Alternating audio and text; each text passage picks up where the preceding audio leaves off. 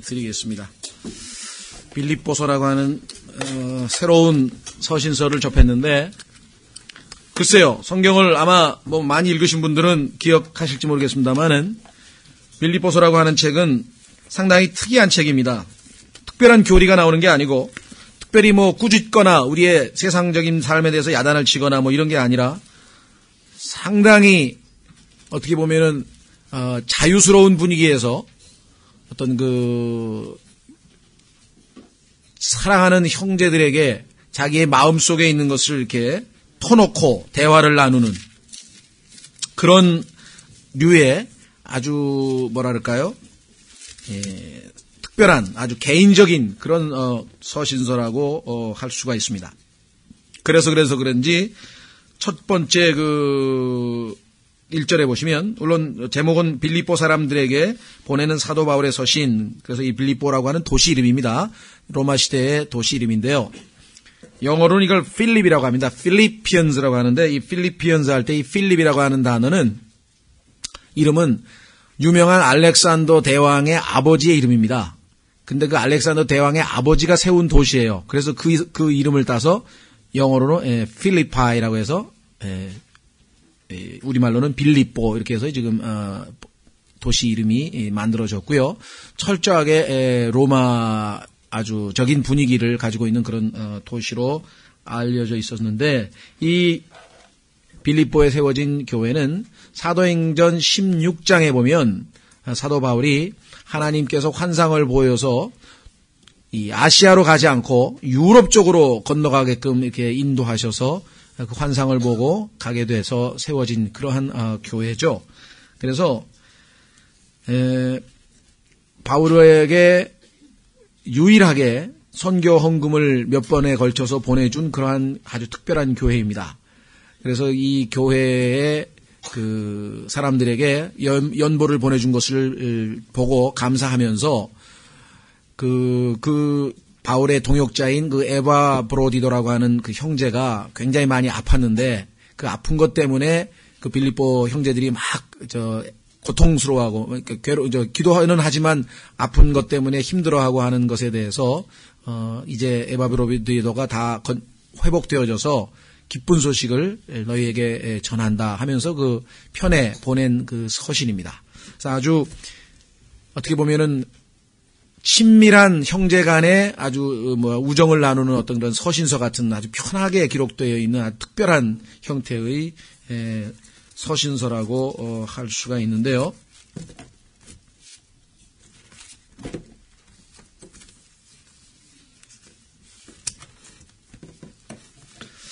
자, 이 빌립보서라고 하는 책이 저희가 이제 갈라디아서, 그 다음에 에베소서에서 상당히 교리적인 내용이 아주 빡빡하게 굉장히 많이 들어있어서 우리가 굉장히 오랜 시간에 걸쳐서 성경 공부를 했던 기억이 나죠. 그래서 빌립보서, 그 다음에 이제 신약의 사복음서 중에서는 누가복음이 아주 어떻게 보면은 우리가 읽는데 굉장히 아주 즐거움을 주는 그런 내용이고, 그래서 여기 내용을 보시면 말씀드린 것처럼 무슨 교회의 문제를 지적하거나 죄를 수정하거나 아니면 무슨 이단 정파를 타락을 지적한다든가 이런 내용이 아니라 아주 기쁘고 즐겁고 행복하고 이런 아주 프리스타일로 쭉 편지가 나오게 돼서 어떤 의미에서는 가장 격식이 차려지지 않은, 격식을 벗어난 자유로운 개인적인 서신 같은 느낌을 주는 그런 편지예요.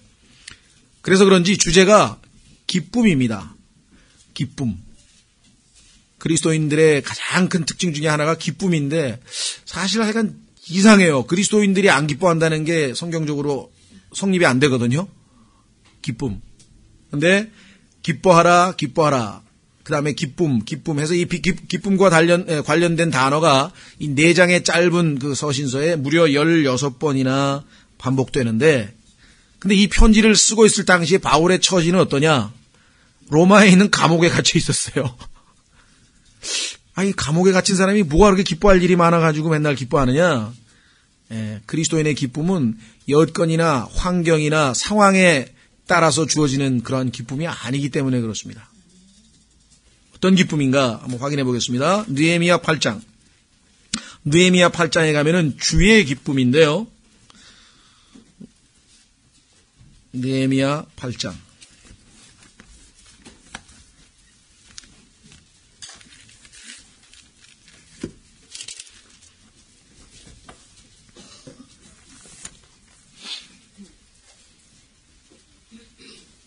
자, 느헤미야 8장에 보시면 이렇게 기록되어 있죠. 10절 보십시오. 느헤미야 8장 10절. 그때 느헤미야가 그들에게 이르기를 너희는 가서 기름진 것을 먹고 단 것을 마시며 아무것도 예비하지 못한 자들에게 일부를 보내라. 이제 예배를 드리면서 이제 그 예배 드린 당일날에 하는 일이죠. 이날은 우리 주께 거룩한 날이니라. 너희는 또한 슬퍼하지 말라. 주님께 경배하러 와가지고 슬퍼하지 말라 이거죠. 물론 우리는 일주일 동안 지은 죄를 자백해야 되니까 우선 슬퍼하는 게 먼저지만 그리고 나서는 즉시 기쁨을 회복해야 돼요. 시편 51편에도 여러분 잘 아시는 것처럼 다윗이 밧세바의 간음을 저지르고 난 다음에 죄를 자백한 다음에 즉시 기쁨을 회복하는 것을 보게 되는 것이죠. 이게 아주 놀라운, 우리에게는 놀라운 건데 세상 사람들이 보면은 너무하다 이거지. 너희는 어떻게 금방 우거지상을 지었다 금방 할렐루야 아멘. 이상하다 이게. 너희들은 크리스찬은 좀 이상한 놈들이다 이렇게. 기뻤다 슬펐다가 순간에 바뀌니까. 그렇죠? 불안하고 평안한 것도 순간에 바뀌죠.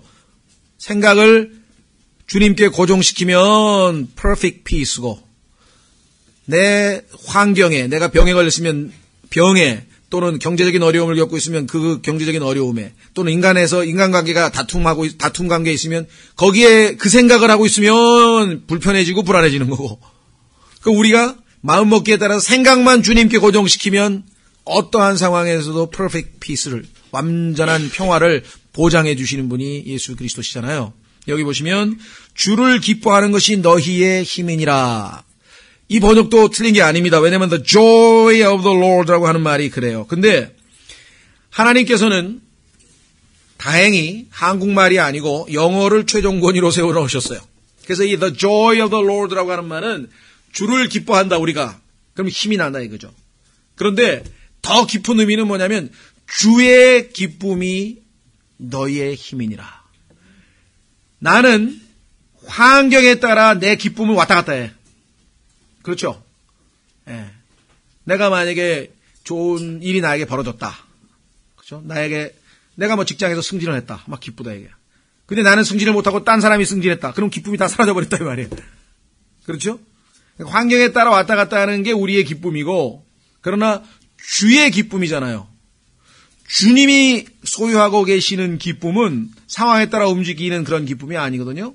그렇기 때문에 하나님께서 우리에게 제공해 주시는 기쁨, 그것은 성령의 열매인데, 성령의 열매 9가지 특성 중에 하나인데, 그 주의 기쁨이 우리에게 공급이 되면 어떠한 상황에서든지, 여기 뭐라 그랬습니까? strength,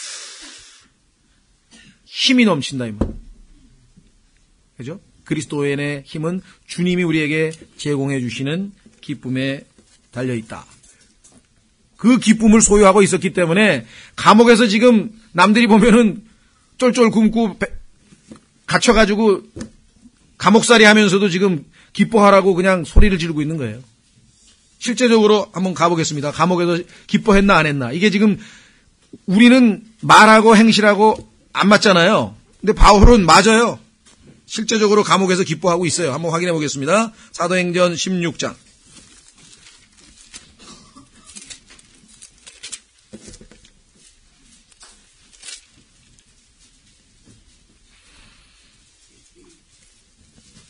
사도행전 16장에 보시면요. 6절.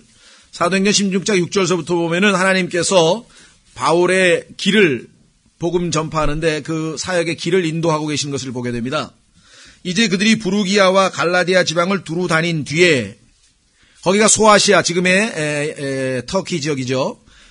쭉 다니는데 성령님께서 그들에게 아시아에서, 여기서 아시아는 한국, 일본, 중국 얘기하는 게 아니고 소아시아 얘기하는 거예요. 성경에서 아시아하고 우리가 일반적으로 쓰는 아시아하고 틀립니다. 여기는 미들 이스트, 중동 지역, 소위 말하면 저쪽 소아시아 지역, 지금의 터키 지역을 얘기합니다. 그러니까 그리스하고 그 중동 지역하고 중간에 있는 그 지역, 그걸 소아시아 지역이라고 하는데 그걸 아시아예요. 그래서 아시아에 있는 7교회에 예수 그리스도께서 마지막에 그 계시록 2장 3장에서 편지를 보내셨죠. 자, 여기 보시면 하나님께서 막았어요. 그러면 어디로 가야 되느냐? 7절. 그들이 무시아에 이른 뒤에 비두니아로 들어가려고 애쓰되 계속해서 아시아로 가려고 하는데 성령께서 그들을 허락하지 아니하시므로 그들이 무시아를 지나 드로아로 내려갔더라. 밤에 환상이 바울에게 나타났는데 마케도니아 사람 하나가, 여기 유럽이에요. 그러니까 최초로 유럽 선교를 하나님께서 여시기 위해서. 왜 그랬을까요? 성경을 조금 아시는 분은 하나님의 방향은, 하나님의 선교의 디렉션, 방향은 항상 어디예요? 동에서 서로, 서쪽으로. 예, 하나님께서 이 성막에서 사람들이 들어갈 때도 동에서 서. 그러니까 동에서 서가 하나님의 방향이에요. 동에서 서. 그죠? 계속. 그러니까 동쪽으로 가면 안 돼요. 아시아에서는 다 했으니까 그냥 동에서는 어디로 가요? 서쪽으로 가야 되죠? 자, 그래서 밤에 환상이 바울에게 나타났는데 마케도니아 사람 하나가 서서 그에게 간구하여 이르되 마케도니아로 건너와서 우리를 도우라 하거늘 바울이 그 환상을 본 뒤에 주께서 그들에게 복음을 선포하라고 우리를 부르신 줄로 확신하였으므로. 자, 이 10절에 나와 있는 확신이라고 하는 단어가 빌립보서에 반복돼 나옵니다. 확신이란 단어 역시. 자, 우리가 즉시 마케도니아로 들어가려고 힘쓰니라. 그러므로 우리가 드로아에서 배를 떠나 사모드라게로 직행하여 이튿날 네아폴리스로 가고 거기서 어디에 이르렀어요? 빌립보. 드디어 이제 빌립보에서 교회를 세우시기 위해서 하나님의 마스터 플랜에 따라 지금은 빌립보에 교회를 세우실 때였거든요. 바울은 모르니까 무조건 자기가 옳다고 생각하는 대로 막 복음을 전하러 가는데 하나님이 방향을 틀어버렸어요. 그것은 마게도니아의 그쪽 지방에서 으뜸 가는 도시요. 그러니까 알렉산더 대왕의 아버지 그 왕의 이름을 필립 왕의 이름을 따서 지었다 그랬죠. 또 식민지더라. 우리가 그 도시에서 며칠을 머물다가 안식일에 도시에서 나가 사람들이 늘 기도드리는 강가에 앉아서 거기에 모인 여자들에게 말하니라. 자, 여기 보시면요. 1차적으로 유대인들이 별로 없던 도시라는 걸 알 수 있어요. 왜냐하면 유대인들이 있으면 바울은 항상 회당에 가서 먼저 복음을 전했거든. 성경의 순서는 항상 뭐예요? 먼저는 유대인에게요. 그 다음에 헬라인에게라 그랬는데 여기는 지금 아까도 말씀드렸지만 로마인들이 주로 살던 데이기 때문에 유대인들이 별로 없어요. 회당이 없기 때문에 어디로 가서 기도를 드렸느냐? 강가에 가서 기도드렸어요. 기도드리는 강가에 앉아서 모인 여자들에게 말하니라. 두 가지 이유가 있습니다만은 제 생각에는 하나님께서 인도하신 것 같아요. 복음은 남자보다는 여자들에게 훨씬 호소력이 있습니다. 그렇죠? 예수 그리스도에 대해서 잘만 소개하면요, 웬만한 여자는 다 믿어요. 그러니까 예수 그리스도를 믿지 않는 여자는 아주 독한 여자거든요. 예수 그리스도를 안 믿는 남자는 뭘 모르고 뭔가 몰라서 나중에 믿을 가능성이 있는데 예수 그리스도를 안 믿는 여자하고 결혼하면 그건 끝이야. 그건 간증도 많이 있어요. 제가 아는 사람도 지금 20년째 지금 꼼짝달싹 못하고 교회 아니라 안 된다고 이게. 그만큼 완악한 거예요. 왜냐하면 십자가의 사랑에도 흔들리지 않는 그런 완고한 마음을 지닌 여자하고 어떻게 살 거예요? 그런 생각 안 해봤어요? 아니, 끔찍스럽다는 얘기, 끔찍스럽지 않아요. 그 십자가에서 예수님이 죽기까지 사랑했다 그러는데 필요 없어, 난 안 믿어. 그러면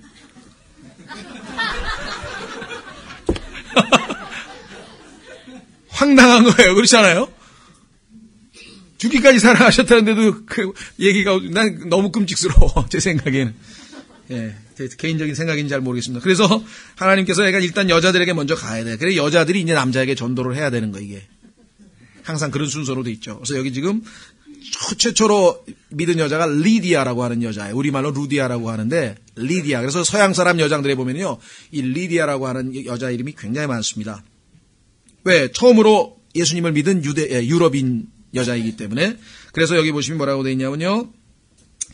14절에 두아디리아 시 출신의 자주색 옷감 장수로서 하나님께 경배하던 루디아라고 하는 어떤 여자가 우리의 말을 들으매 주께서 그녀의 마음을 여심으로.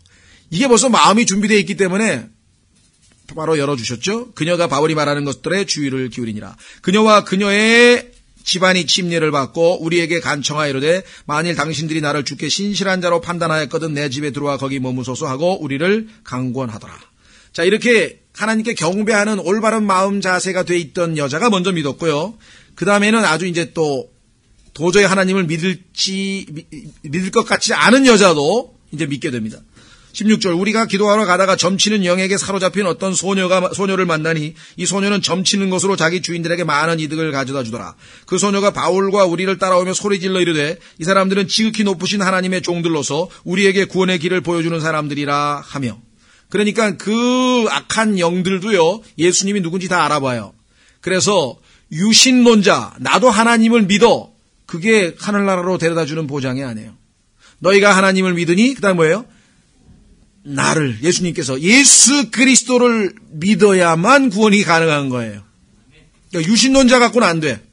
하나님만 믿어가지고는 안 된다 이 말이에요. 우리 주변에 여전히 하나님은 믿지만 예수님은 안 믿는다는 사람이 있다는 것 있죠. 그분은 예수님이 하나님께서 육체를 입고 오신 분이라는 사실을 모르고 있는 것이에요. 자, 그래서 여기 보시면 우리에게 구원의 길을 보여주는 자들이라 하며, 그러니까 이런 얘기를 한다고 해서 덥석 구원받은 사람이라고 하고 하면 안 되겠죠. 왜? 여기 악한 영들이 한 얘기예요, 이게.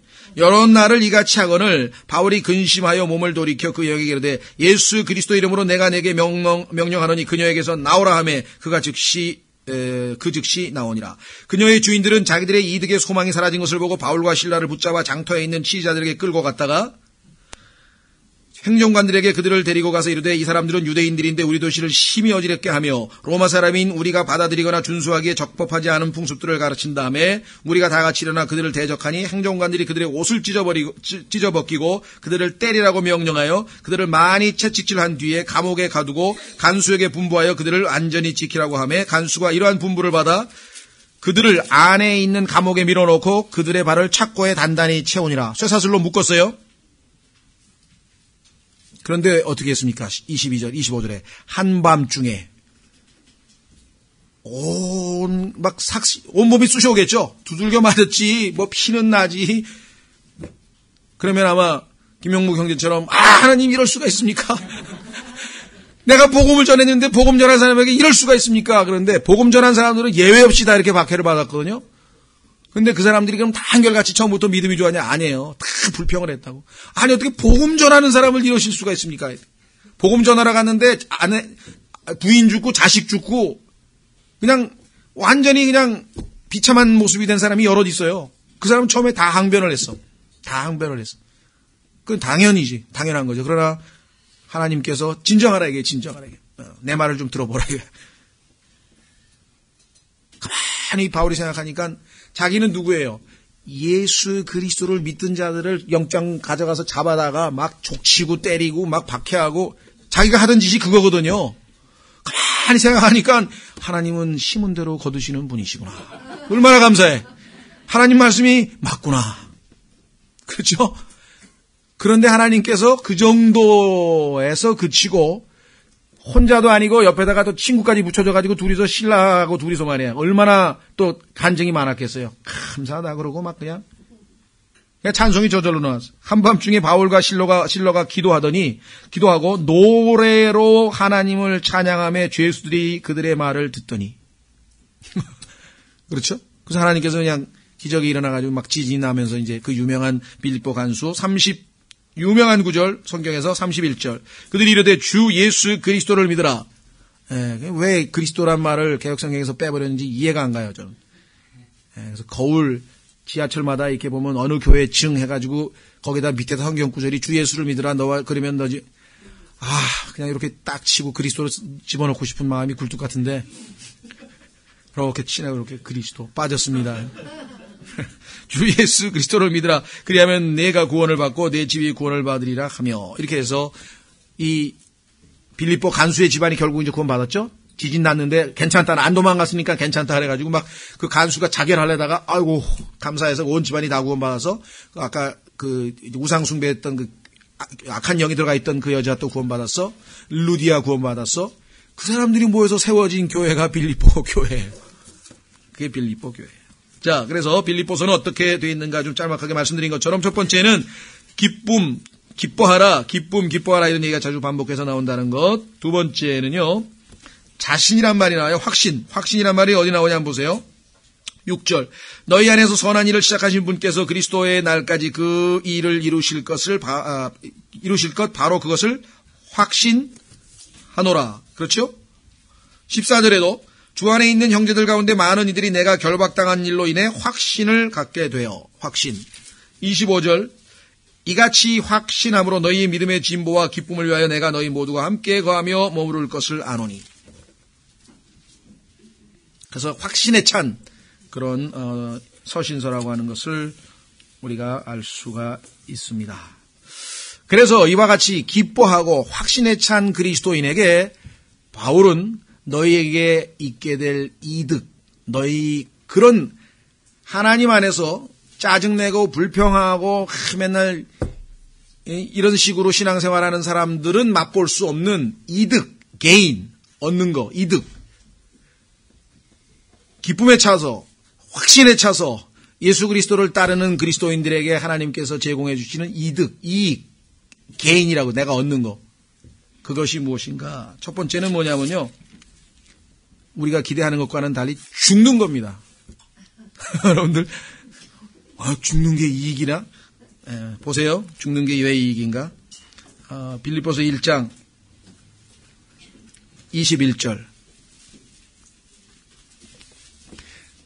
그런 그리스도인들에게는 죽는 게 이익이고요. 그렇지 않은 그리스도인들에게는 죽는 게 억울한 거지. 아우, 나 이제 해보고 싶은 것도 다 못 해봤는데 벌써 죽으면 어떡하냐. 뭐, 이 세상에 뭐 해보고 싶은 거 아직 있어요? 미련이 있어요? 과거에 제가, 지금도 그 친구 조정흠인데 이름도 안 잊어버렸어요. 외국어대학교 1학년 아랍어과. 떡 들어와서 복음을 전했더니 예수님을 믿어서 영접을 해가지고 제가 다니는 교회에 한참 같이 다녔는데 한 1년쯤 다니더니 헉헉대더라고요. 선교단체 훈련이 세니까 막 힘들었나 봐요. 그래서 하루는 형제님, 그래서 왜 그러니까 힘들어서 못 해먹겠습니다. 신앙생활 못 해먹겠대. 그러면서 억울합니다. 근데 뭐가 억울하니까 남들은 술 먹고 담배 피고 즐기고 다 즐기고 해볼 거 다 하고 나중에 뒤늦게 믿어가지고 믿었는데 난 아무것도 못하고 1학년 때부터 형제님한테 딱 붙잡혀가지고 이게 뭔 짓거리입니까? 그러니까 이집트로 돌아가고 싶은 거야. 이스라엘 백성이 따로 없는 거예요. 뭐가 좋은지를 모르는 거야. 뭐가 좋은지를 모르는 거야. 그렇죠. 뭐가 좋은지를 모른다. 근데 여기는 기쁨을 누리면서 이 확신에 찬 삶을 확신 가운데 사는 사람들에게 있어서는 뭐예요? 사는 게 그리스도야. 내가 사는 게 아니라 그리스도가 사는 게 아니라 내 삶의 존재의 목적이 그리스도야. 아침에 일어나면 난 그리스도하고 교제하고 그 다음에 밥 먹으면 그리스도의 영광을 위해서 밥 먹고 직장에서 일하면 그리스도께서 일하면 보상 주신다니까 일하고 그냥 사는 것 자체가 그리스도야. 그런 사람은 살아도 죽어도 그리스도와 함께 있는 거야. 그러니까 죽는 게 이익이죠. 왜? 그때 가면은 뭐만 하니까 일은 안 하고 찬송만 할 거 아니에요. 계시록 4장 가보세요. 5장 가보세요. 거룩하시도다 거룩하시다 그냥 밤낮 그 찬송만 부르고 있는 거야. 여러분들 언제 행복합니까? 막 모여서 막 뜨겁게 찬송하면 그냥 막 너무너무 좋죠? 근데 그 순간이 그냥 지속이 되는 거야. 어떤 사람, 지루할 것 같아. 안 지루해요. 시간이 없어. 지루라고 하는 것은 시간 개념이 있을 때 지루하다는 얘기인데 항상 현재잖아요. I am. 그러니까 항상 새로워. 한 10년 지나서 계속 찬송하고 있는데 여전히 새로워. 여러분 생각해 보셨어요? 이 인생은 정말 지루한 인생이에요. 지루한. 그렇죠? 지루하죠? 그때는 그런 게 없어요. 그러니까 죽는 게 이익이다. 이게. 왜? 내게 사는 것이 그리스도니까. 그렇죠? 그 다음에 두 번째는요. 그리스도를 아는 게 이익이야. 빌립보서 3장. 빌립보서 3장 8절에 보시면 7절에 보시면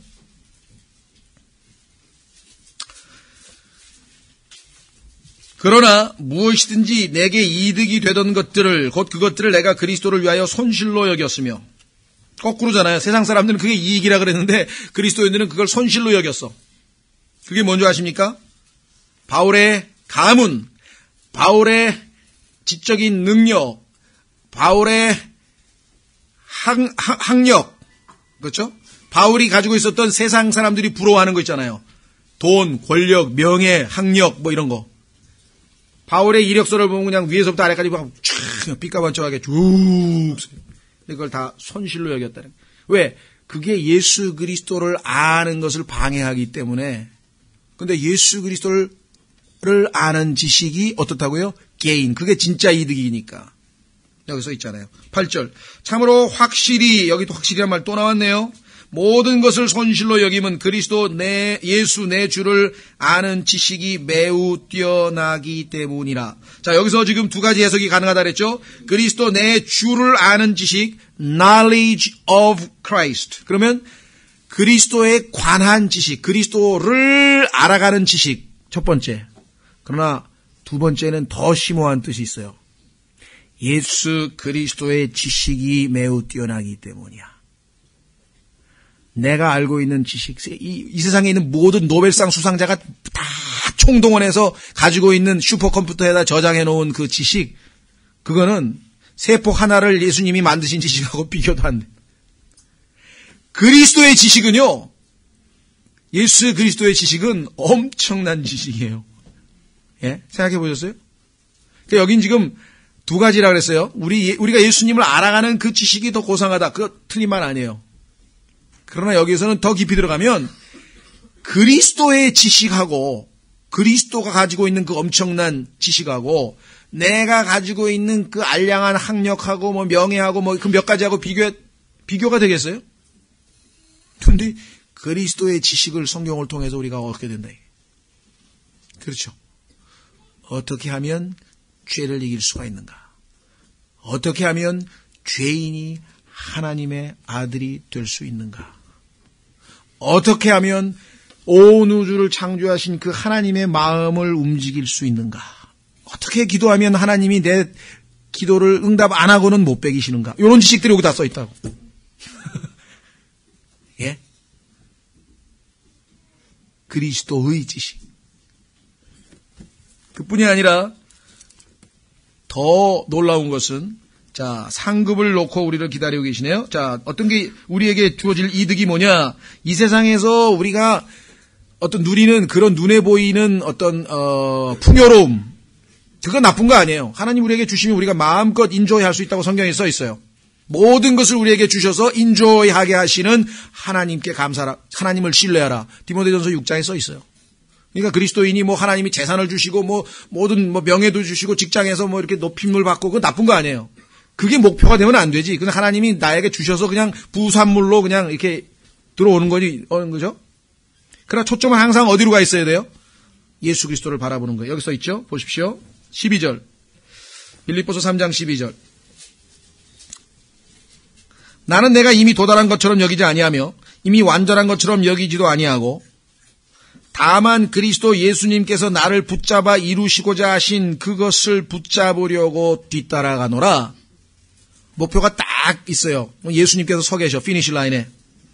그런데 그 목표가 뭐냐면 내가 딱 도착하는 순간에 내 모습이 예수 그리스도처럼 변해 있는 거야. 놀라운 인격체로 바뀌어 있는 거죠. 형제들아, 나는 내가 이미 붙잡은 줄로 여기지 아니하고 다만 이 한 가지 이 일을 행하나니 곧 뒤에 있는 그것들은 잊어버리고 앞에 있는 그것들을 잡으려고 나아가 그리스도 예수님 안에서 14절 답입니다. 하나님의 높은 부르심의 상을 받으려고 표대를 향해 밀치며 나아가노라. 밀친다는 얘기는요, 프레스를 막 밀고 나가는 그냥 막 탱크 밀듯이 쫙 안 봐요. 그냥 옆에 거 안 보고 그냥 그것만 바라보고 전적으로 나아가는 그와 같은 삶. 그렇죠? 그래서 세 번째 이득은 뭐냐? 주님께서 우리에게 예배해 놓으신 그 높은 부르심의 상이 주어진다 이거예요. 어떤 사람? 기쁨으로 확신에 차서 사는 사람. 의심하고 불평하고 짜증 부리고 그런 사람 말고. 네 번째, 마지막. 이 땅에서 그러면 완전히 알아서 살고 나중에 하늘나라에서 만날 때 상 줄게. 그리고 하나님은 손 뗐는가? 그게 아니에요. 이 땅에서 또 모든 필요를 다 채워주시겠다. 모든 필요를. 확인해 보겠습니다. 빌립보서 4장. 이것이 기쁨과 확신으로 살아가는 그리스도인들에게 하나님께서 주시는 이득이에요. 이득. 빌립보서 4장. 빌립보 4장에는요. 성경에서 아주 위대한 두 구절이 있습니다. 13절. 나를 강하게 하시는 그리스도를 통해 내가 모든 것을 할 수 있느니라. 잘 보셔야 돼요. 이게 또 은사주의로 넘어가면 뭐든지 다 할 수 있는 것처럼 생각이 돼요. 그럼 뭐 내가 하나님 될 수 있습니까? 안 되잖아요. 그렇죠. 동해를 들어다가 서해다 옮길 수 있습니까? 안 되잖아요. 여기 문맥을 보셔야 돼요. 여기서 문맥은 뭐예요? 11절. 내가 궁핍함으로 말하지 아니하노라. 내가 어떤 처지에 있든지 그대로 만족하기를 내가 배웠느니 내가 비천하게 되는 것도 알고 풍부하게 되는 것도 알아. 어디에서나 모든 일에서 배부르거나 배고프거나 풍부하거나 궁핍당하는 것을 배웠노라. 이게 문맥이에요. 나를 강하게 하시는 그리스도를 통해 내가 모든 것을 할 수 있느니라. 어떤 모든 것. 가난해도 만족하고 부자라도 만족하고 중간돼도 만족하고 항상 만족하는 비결을 배울 수 있다. 그리스도께서 내 안에서 강하게 힘만 주시면. 문맥을 보셔야지 이 구절 뚝딱 띄어다가 나는 뭐든지 할 수 있다? 이게 또 곤란한 얘기네. 19절. 오직 내 하나님께서 그리스도 예수님을 통해 영광 가운데에서 자신의 부요하심에 따라 너희의 모든 필요를 공급하시리라. 모든 필요를 공급하신다 그랬기 때문에 여러분들 정말 기쁨과 확신 가운데 살아가면요. 근심 걱정 안 하고 전적으로 주님을 의지하는 그런 기쁨의 삶을 살아갈 수가 있습니다. 그래서 이 빌립보서는 기쁨의 서신이에요. 기쁨의 서신. 그래서 오늘은 여기까지만 하고요. 다음 시간에 이제 본격적으로 1장 1절서부터 하도록 그렇게 하겠습니다. 빌립보서를 읽어가는 동안에 아주 우리가 그리스도인이 된 것이 정말 어떻게 보면 자랑스럽고 너무나 감사하고 그런 거를 느끼시게 될 겁니다. 다 같이 일어나셔서